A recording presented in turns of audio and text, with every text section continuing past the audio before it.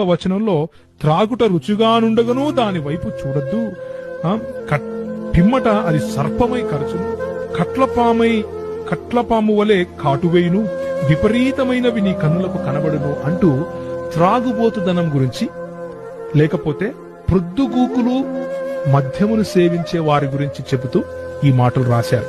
20వ అధ్యాయము 1వ వచనంలో కూడా దాని వశులై ఉండే వారి గురించి అన్నట్లుగా మనం స్పష్టంగా చూస్తాం. దాని వశమైన వారందరూ జ్ఞానము లేని వారు అంటూ బైబిల్ చాలా స్పష్టంగా ద్రాక్షారసము వశులై ఉండేవాళ్ళు అంటే త్రాగుబోతులను హేయమైన వాళ్ళుగా స్పష్టంగా చెబుతా ఉంది. అది పాపముగా చిత్రీకరిస్తా ఉంది, అందులో ఏ డౌట్ లేదు.